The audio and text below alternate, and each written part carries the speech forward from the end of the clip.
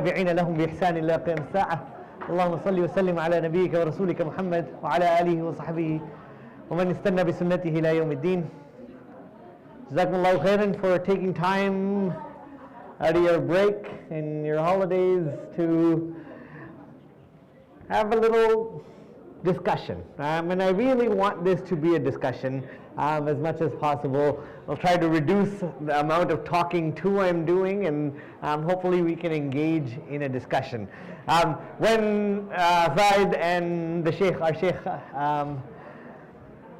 asked me to give a talk about the marvels of the mind, I wasn't sure what I would talk about and what to talk about. So today what I will give you is a few musings as a neuroscientist. A neuroscientist is somebody who studies the brain and how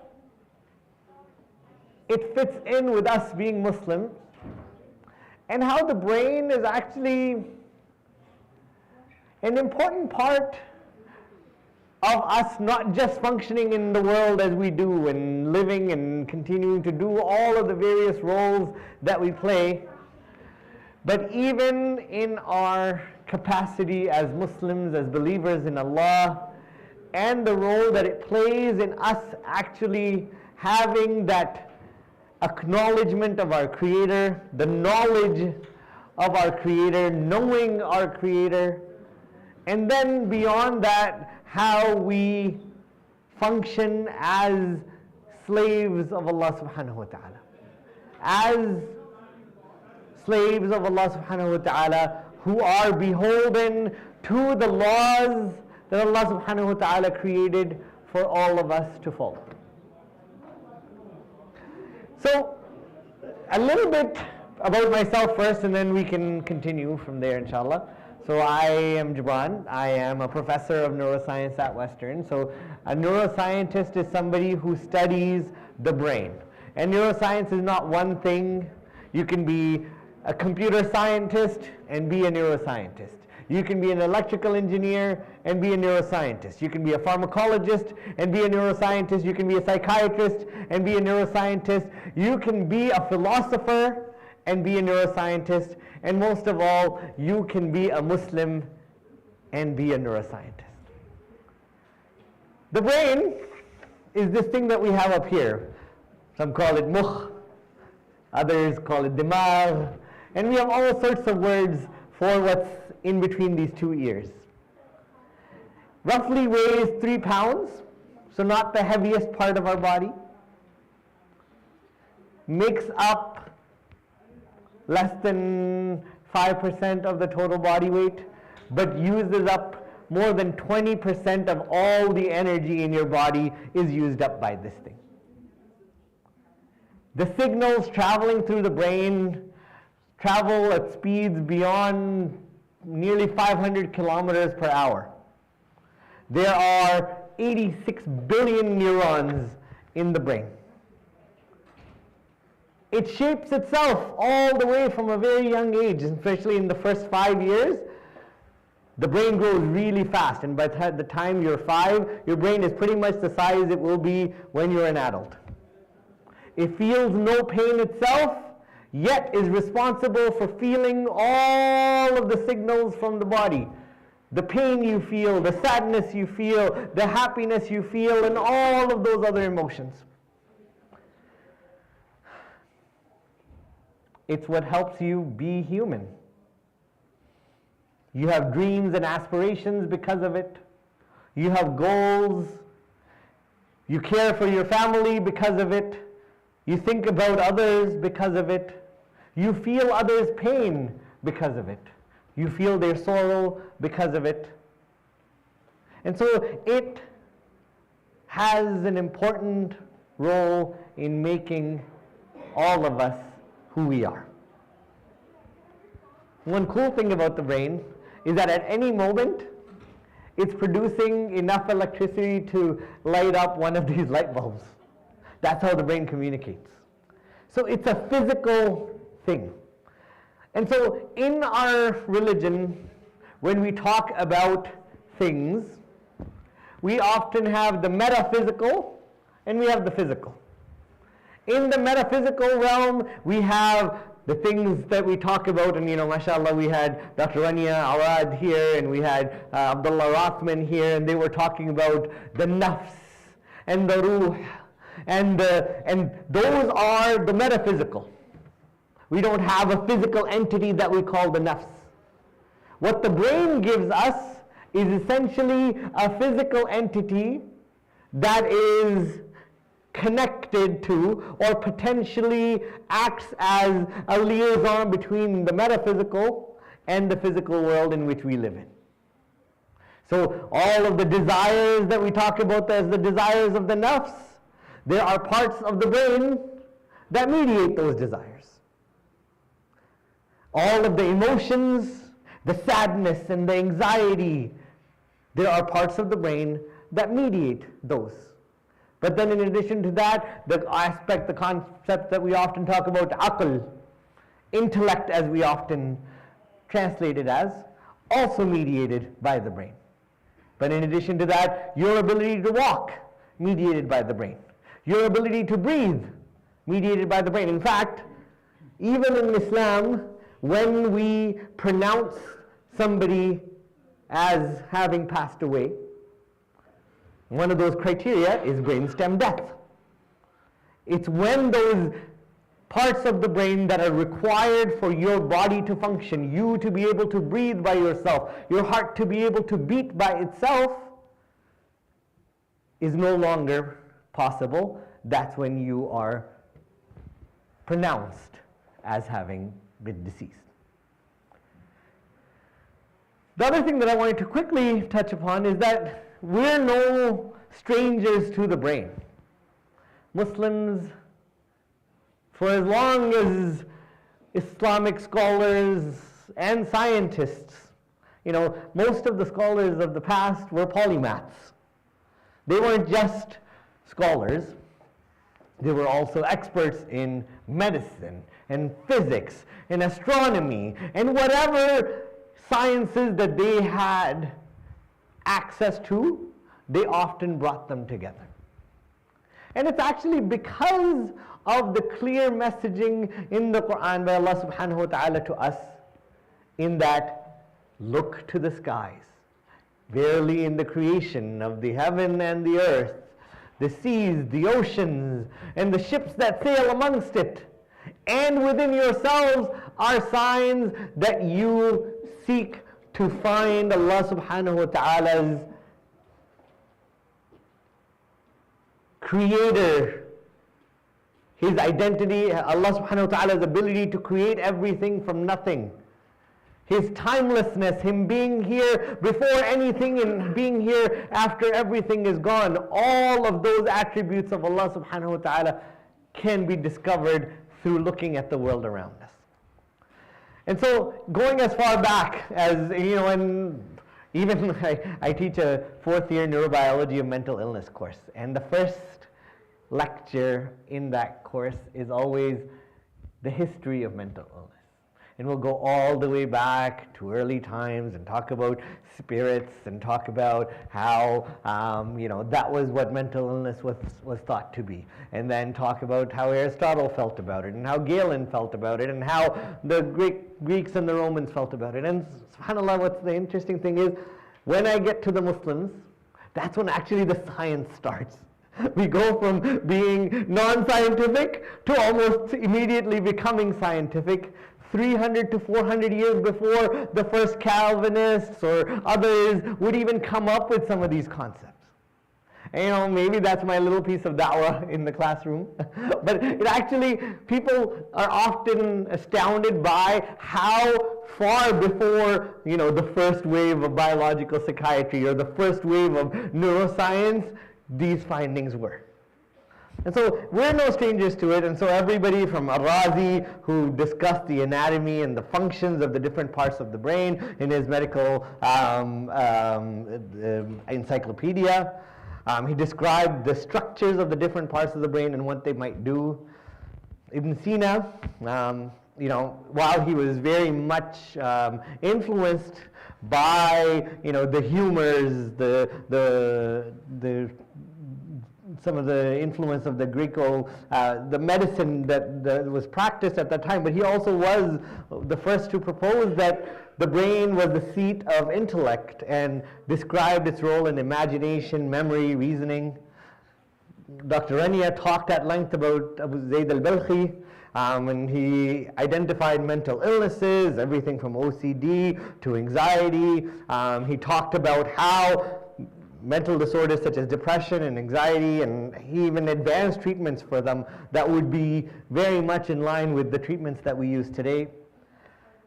But beyond that, even in the neurological space, Abu al-Qasis, as we call them, or Abu al-Qasim al-Zahrawi, who was a famous surgeon and medical doctor, actually would describe procedures that would be the first forms of neurosurgery. Create tools that would allow a surgeon or a physician to access the brain and to remove bleeding from it or remove other forms of neurological disorders at that time. Al-Razi talked about epilepsy, tumors, tremors, and stroke. And then even within the psychological space, Al-Hazan or Ibn al-Haytham talked about the understanding of the visual perception, what we see, what we don't see. He even went as far as talking about visual hallucinations, which is something I study in the lab in terms of those happening in schizophrenia and other psychotic disorders. And then, Abu Zayd al-Balkhi, and then today we'll talk about a little bit about other scholars like Ibn al-Qayyim, rahimahullah, who talked about addictions way before the modern scientific world would even think about them and aspects of them. And so what I wanted to first touch upon is how our brains are important in our relationship with Allah subhanahu wa ta'ala.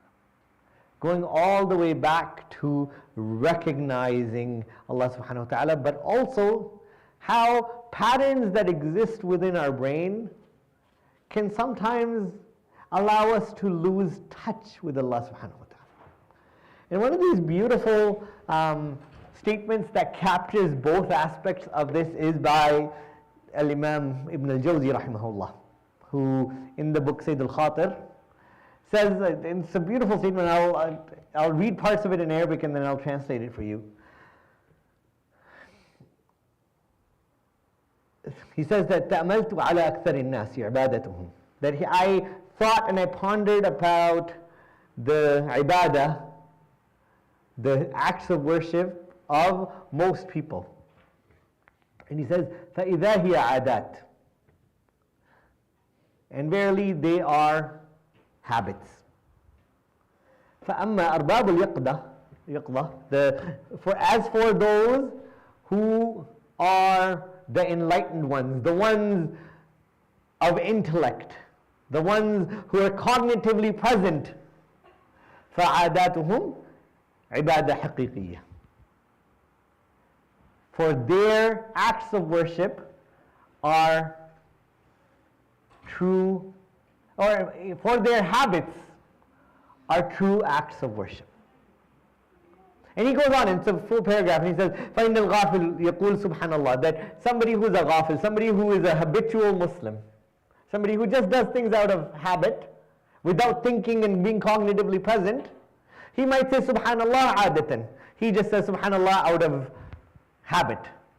If something happens, he says Subhanallah, he without even thinking about it says Subhanallah.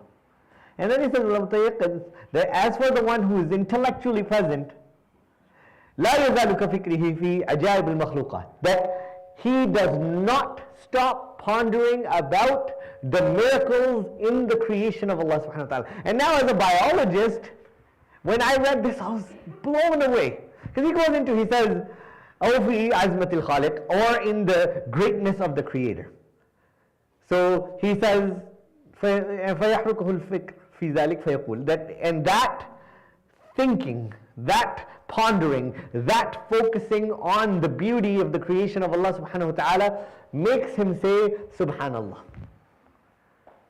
And that is the true ibadah in his thinking. And so he goes through 3 examples.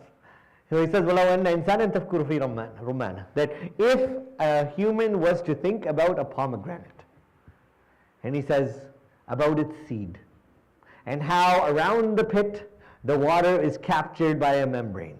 But around that membrane is another membrane that protects each and every one of those habbas, those little pieces. And around that is a hard shell that then protects each and every one of those, so that when it is opened, each one of them is preserved so beautifully. You know, if you order anything off of Amazon and you see the packaging, oftentimes things will come out broken.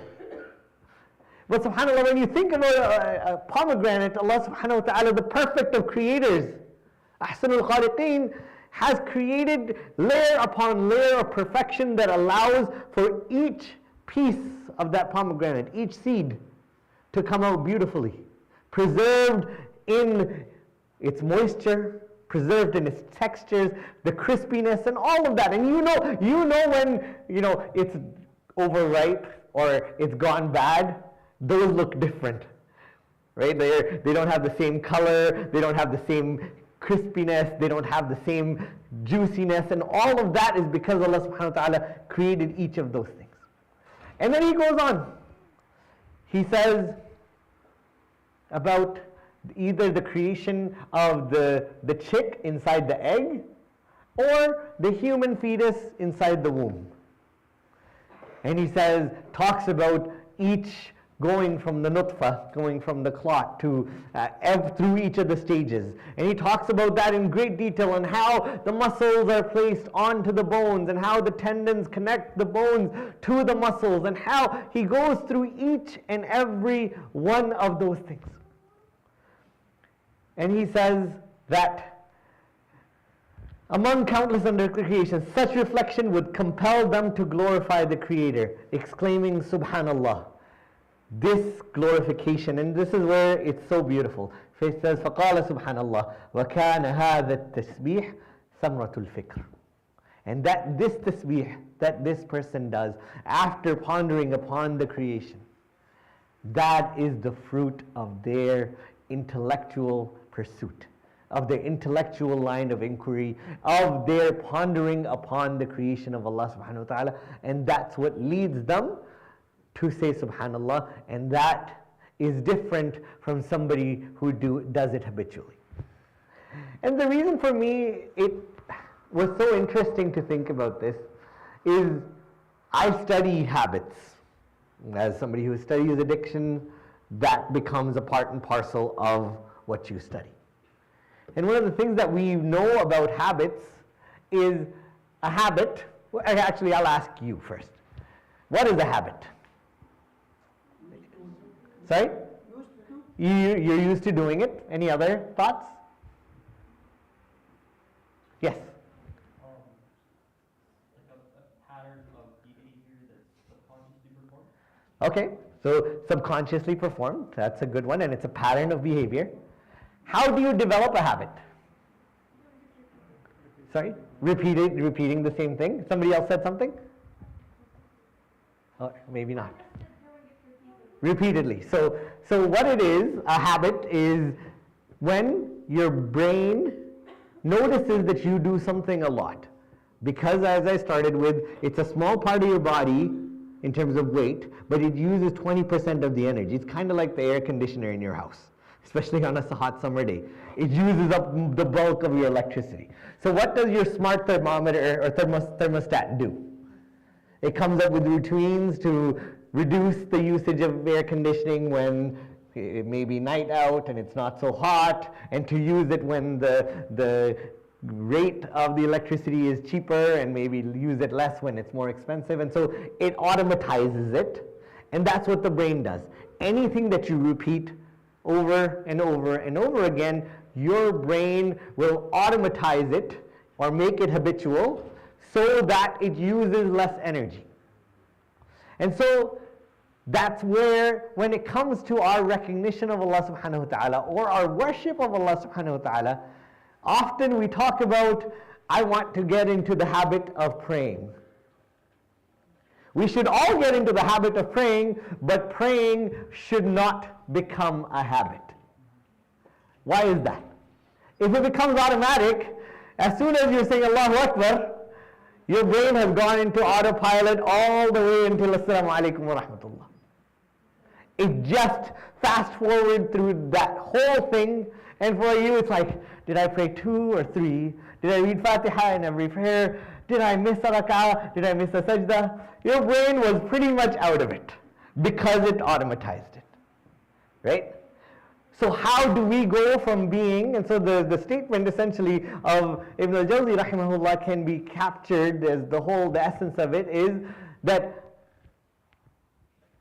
the ibadat of the Ahlul Ghafla are adat, the ones who are heedless, even their acts of worship are just habits. And the people of intellect, the people who have mindfulness, the people who are present, their adat, their habits are in fact worship because they are present. And so how do we hack this? Our brain's going to turn anything that we do repeatedly into a habit. Could be dhikr, could be prayer, could be recitation of the Quran, and those are all positive things. This is why our religion places so much emphasis on khushu'ah in the prayer, on mindfulness in the prayer, on being present in the prayer. When you say Takbiratul Ihram, the reason it's the Takbiratul Ihram is because you're supposed to stop thinking about everything else that you were thinking about before. That became prohibited, and instead you are supposed to focus on the prayer itself. And so there are ways of taking, in psychological terms, a habit is what's called, sometimes usually when you do something, when you do an action, so you walk into a room and this is the first time you are in the room and you want to turn the light on, hitting the light switch is an action and the light coming on is the outcome. So it's an action-outcome association. If you do it repeatedly enough, it goes from being an action-outcome association to a stimulus-response association, where you walk in, you're turning the light on, you walk out, you're turning the light off, even if somebody else is in the room still. And some of your sister or your brother or your wife or your husband will be like, I'm still in here, and you turned off the light. It's because it became habitual. But there are ways of unlinking the two that neuroscience tells us about. One thing is context. Habits are generally context specific. So for example, you get to work, you take the same elevator every day, you turn right when you come out of the elevator to go to your office. If one day that elevator is not working and you have to take another elevator, that context shifts, and then now your brain has to kick itself out of being in habit. Right? And so there are ways of then switching the habit. The easiest of which, and I know this is it's something I struggle with as well. But all of us, because prayer has become so habitual for us, we have those 5 to 10 surahs that we read in every prayer. They are our day ones, right? We started with them, we've stuck with them. Inna a'tainaka al-Khokhar, Qul huwallahu ahad, Qul a'udhu bi rabbin nas. Right? They are oldies but goodies. And they have stuck with us. They have made it so efficient for us, right? We can get the prayer done in 2 minutes and we're done. We can get back to our studying, our work, and they've stuck with us. But now switching the prayer to something a little bit longer, something that you've just memorized, something that you've struggled with a little bit. That switches your brain back on. It's okay, what's the next ayah? What's the next ayah? What's the next ayah? And then your brain is back into it. It's no longer on autopilot. And so now instead of after the salam, when you say assalamu alaikum wa rahmatullah, your brain coming back on, your brain comes on during the prayer. And you'll find that changes your relationship with the prayer and takes away the automatization of it. It takes away the habit of it. The other one, and this is something, mashallah, there's more edges, that's one shaykh, but I've seen other shaykhs as well. One of the things that, the shaykh always talks about as well, mashallah, is The other thing we can do is change the context for our prayers. And one of those times that we can do that is in Qiyam. When nobody else is there, it's so different from every other prayer that we do. During the day, especially in the winter, we're praying 4 prayers during the work hours, right? Before 5, you've essentially prayed 4 prayers. It's hard to disconnect from life. There's a meeting right after Dhuhr. There's a meeting before Asr. I have to squeeze Dhuhr and Asr in between 2 meetings. I have to find time to pray Maghrib before the time is done. Maybe Isha is the one prayer that we get where we're a little bit distant from the workday. Try the other one that's even later. Try maybe once a month to set your alarm to maybe for 2 rak'ahs before Fajr. That's a completely different context. That's a completely different time of day. And subhanAllah, Rasulullah sallallahu alayhi wa sallam captured this beautifully. He says, "Man qama bi'ashri ayatim min al-kitab," that whoever stands in the night prayer on 10 ayat from the book, lam yaktub min al-ghafilin. So, as you know, we were saying that the ibadat of the Ahl al-Ghafla are adat, right? You would not be written from the Ghafilin if you just stand for 10 ayat. Even if you combine the 3 quls, that's 10 ayat right there. It's not asking for that much. But that context change can hopefully snap you out of autopilot enough that it carries you throughout the rest of the day as well. And these are, throughout this, we're going to talk about some brain hacks essentially that can hopefully help us with things that we struggle with on a day-to-day basis as Muslims. The next one is about desires.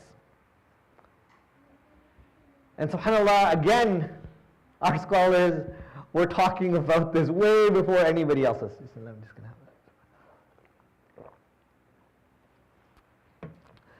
So Ibn Qayyim al-Jawziyah, rahimahullah, he has a book called Rawdatul Muhibbin wa Nuzhatul Mushtaqin. And it's his book about Tazkiyatun Nafs, about working on ourselves, on that nafs I was talking about, the metaphysical. But in it, he ends up talking about the physical. And in it, he has a chapter that's called Fi Dhamm al-Hawa wa Shahawat, that towards the managing of desires, essentially. And it's actually based on another book by the scholar that we were talking about right before this, Ibn al-Jawzi rahimahullah. He wrote a book called Fi Dhamm al-Hawa, which had nearly 1,300 narrations from Rasulullah sallallahu alaihi wasallam related to desires. And he took it and he came up with a commentary on this in this book, and it's one of the chapters, it's the last chapter of this book called Rawdatul Muhibbin. And subhanAllah, in it he captures so beautifully something that I wish more of us recognize. And as somebody who studies the brain, it's kind of obvious to me. But when we talk about it, even when I talk about it from the mimbar, or when I talk about it in a khatara, oftentimes we'll end up maligning desires. Where we'll talk about desires as a negative thing, the desires of the nafs. But Ibn al-Qayyim actually talks about it so beautifully. He talks about desires, or hawa, as an instinctual drive towards that which it is believed will fulfill it. He says that these drives have been created in humanity because they are necessary for survival. If there was not an impulse to eat, drink, or have intimate relations, then human beings would not eat, drink, or procreate. Desires act as motivation for what a person wants, just as anger diverts a person away from what harms him. It is not appropriate to problematize all desires unconditionally, but it would also be wrong to say that all desires are praiseworthy. And that's where our religion, compared to religions that came before, have that wasat, that middle ground, where desires by themselves are not problematic. And they are necessary for us to live in this world. But it's when they go unchecked, or go too far, or cross the limits that Allah subhanahu wa ta'ala has set, that's when they might cross into problematic substance use, problematic whatever use, right? Where then they have taken over somebody's life and or taken them away from other things like eating or drinking that are required for their survival. And so he, and this is the little part of his book that I wanted to share, where he captures so much of what I study as an addiction neuroscientist in one paragraph. And so I'll read some parts of the Arabic, but and then I'll translate it into the Arabic. And he says that and mudmin shahwat, that somebody who is addicted to desires, يُسِيرُونَ إِلَى حَالَةٍ لَا يَلْتَزُونَ بِهَا, that they end up in a state that they don't find enjoyment in. وَهُمْ مَعَ ذَلِكَ لَا يَسْتَطِيعُونَ تَرْكَهَا, that, and with that they are not able to leave it behind. So he says that let the discerning person understand that habitual indulgence in desires leads to a state where one is no longer able to derive pleasure from them, yet cannot abandon them because they have become as essential as life itself. And so in the cycle of addiction, we talk about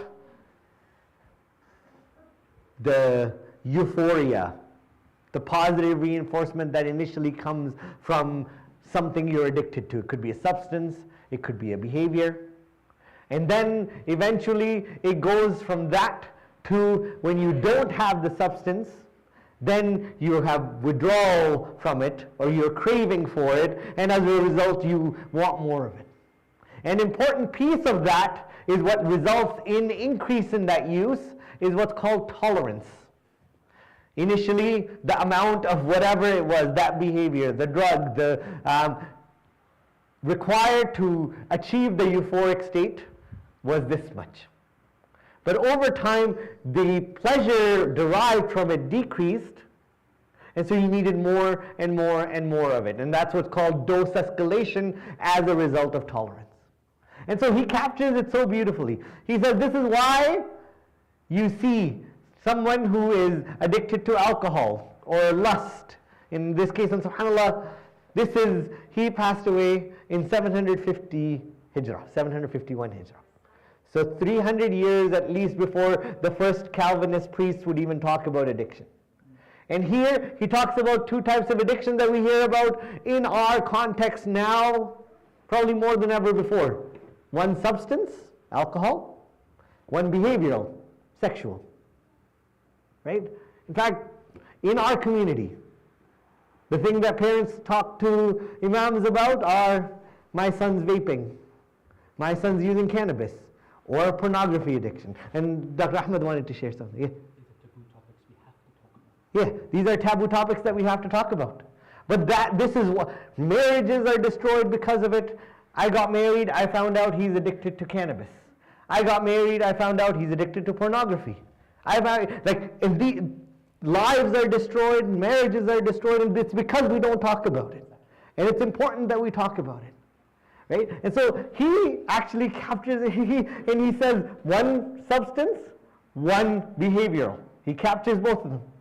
And he says, it's beautiful. He says,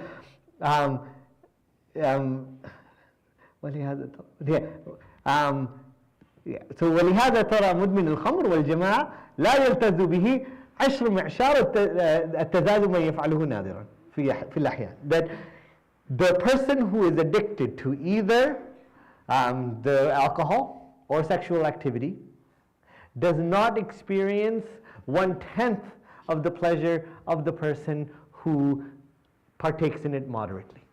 So that tolerance piece, he is describing way before anybody else, any modern neuroscientist even talked about tolerance. He talks about the inability to get away from it. He talks about the craving from it. He talks about the last part of it is actually beautiful. He says, this is why, however, habit demands it. And even including that piece of habit that we were just talking about earlier, driving them to ruin in pursuit of what habit compels them to seek. And then this is where it actually captures even the more of that cycle. So what often happens in addiction is it starts with positive reinforcement, right? You feel the euphoria, you feel the happiness, you feel the elevated mood, you feel the elation from whatever it was that you were using. It could be a drug, it could be, TikTok videos, it could be pornography, it could be whatever.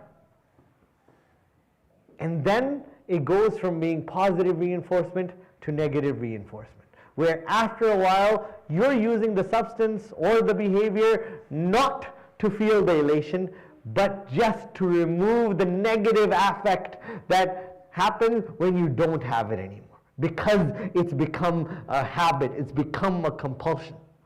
So he says, however, habit demands it, driving them to ruin in pursuit of what habit compels them to seek. If the veil of desire were lifted from them, they would realize that they sought happiness in what led to their misery, grieved where they expected joy, and suffered where they sought pleasure. They are like a bird deceived by a baited trap. Neither does it eat the bait, nor does it escape from what it has fallen into. And you can imagine, if you stick your head in, and because your beak has now something in it, it can't get its head out. And that's the example that he gives for somebody who's addicted. So this is 751 Hijris when he passed away, but captures so much of what I now teach in my classes about addiction. And so we're not strangers to this, but somehow we took the taboo-ness of it from society at large and brought it into our midst and stopped talking about these topics.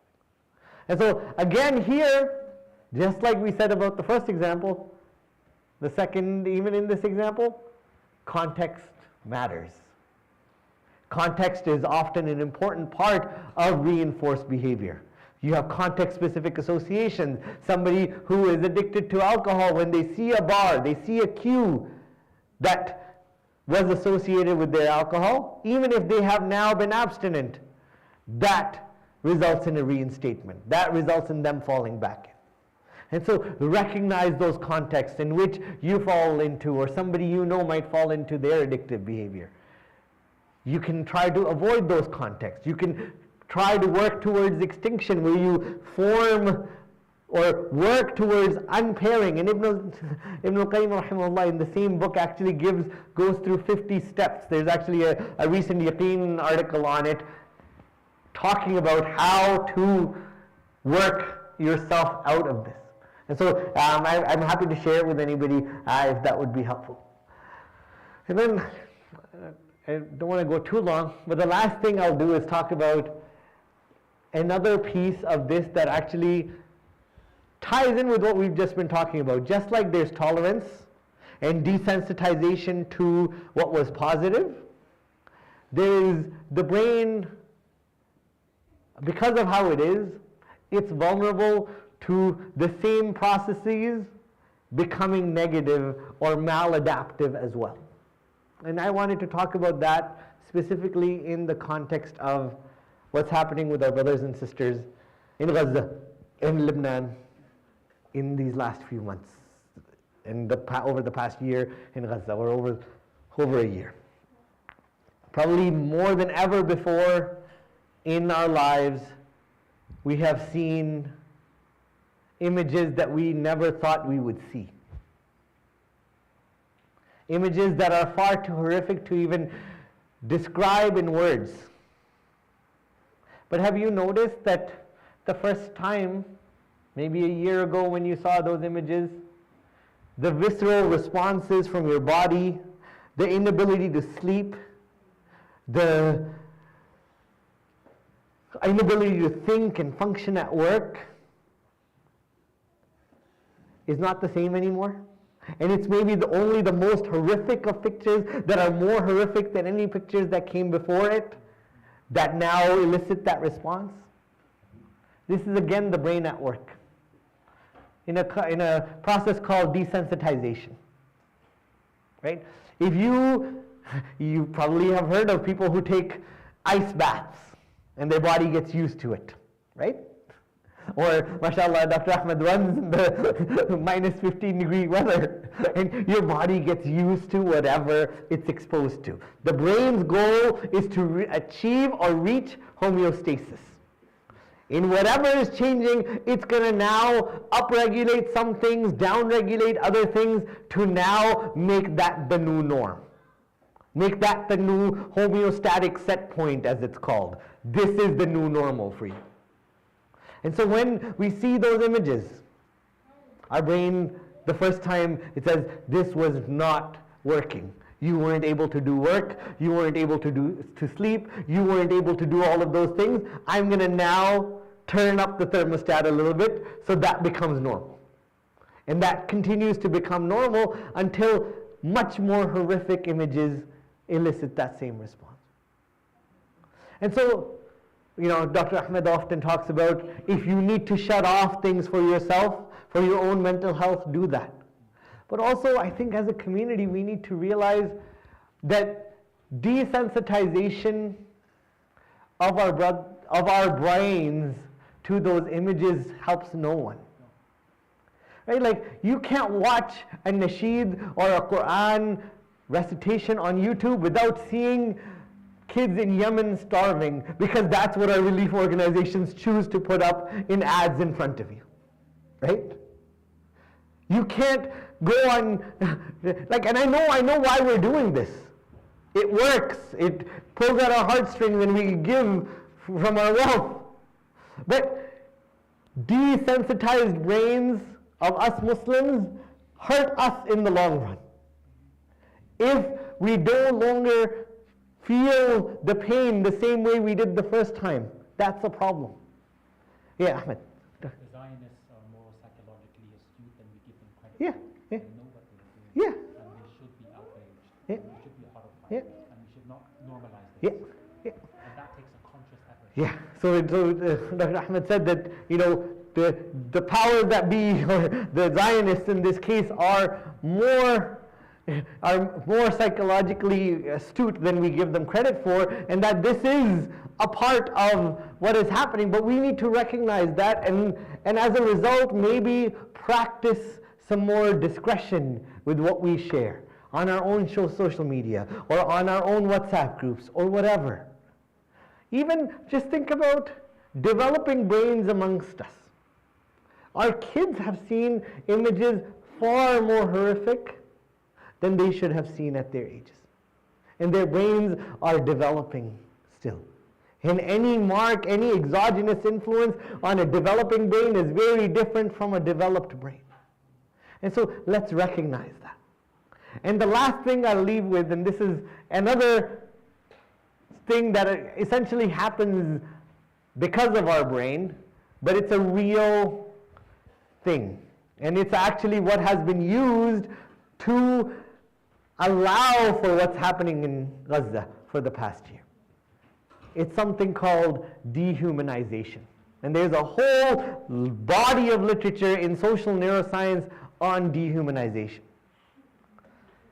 And subhanAllah, dehumanization, and so there's a great social neuroscientist by the name of Emil Bruno who passed away after a long fight with cancer, but he has done all this wonderful work around looking at the effects of dehumanization on the brain and how we treat people. And so he had something called the Ascent of Man scale, where he had, you've seen the Ascent of Man image, right? And we can talk about evolution at another time, but where there's a chimpanzee all the way to a man, and then underneath it he had categories of groups, so white, Chinese, black, Arab, Muslim, and asked people to rate how evolved or human you thought any of those groups were. And people gave their answers, and Muslims and Arabs were on the low end, and white were on the high end of that spectrum. And when he looked at the brains, scanned the brains of those people, they found that when those people were shown images of animals like dogs and rats, The brain patterns were more similar to when they were shown images of Muslims or people that they thought were less human and less overlap with what they thought was human. And so this dehumanization can have real impacts. And that's what we need to recognize, that Islamophobia and the Islamophobia industry that exists, we only speak up when a conflict happens. The Islamophobia industry is working when we're not, working when we're asleep, to essentially manufacture consent for all of this. But it's important that we recognize that the dehumanization doesn't just happen between groups that are Muslim, non-Muslim. We often do it to our own selves. And subhanAllah, again, and this is what I'll end with. Just like our scholars have talked about each of those aspects before, Ibn Khaldun in his Al-Muqaddimah actually talks about asabiyya, tribalism. And he says that tribalism can lead to seeing others as inherently inferior or as mere tools for the benefit of the tribe. Such a mindset corrodes justice and leads to cycles of oppression. SubhanAllah, you look at the lines in the sand that have been driven with nationalism in the Muslim community. You can't go to the Gulf without being treated as third, fourth class citizens, depending on where you're from.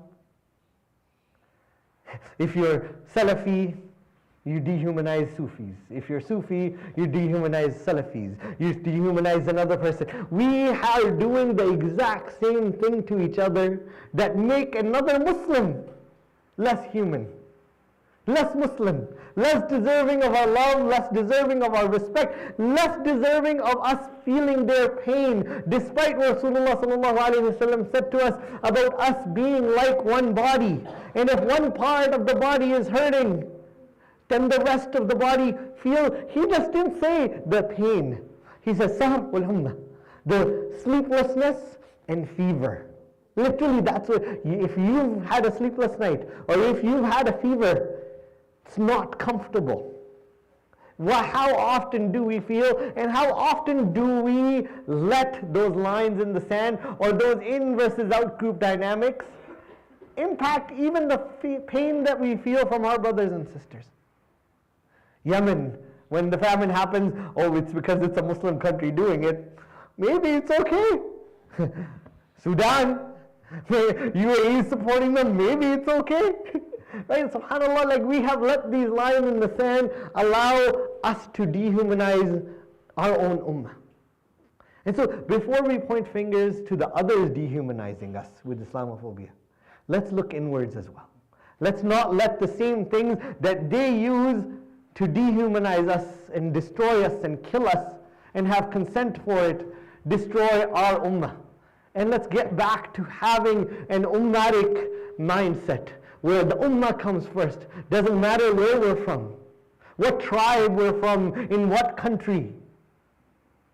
Our ummah comes first. Inshallah, I'll stop there. Jazakumullah khair, and happy to answer any questions and talk about anything. Jazakallah khair. Yes? Some scholars say that prayer is like a right. You use it in your faith journey. Once you reach there, you become a believer, then you should leave it behind, leave it outside, not to come in with your prayer. With your prayer? No, brain. Brain. Okay, sorry. Okay. Again. Yeah, okay. Yeah. Some scholars said that Yeah, prayer yeah. is like a right. Yeah. You use it in your faith. To rationalize your faith, yes. Fine. Yeah. Once you reach there, don't take it with you.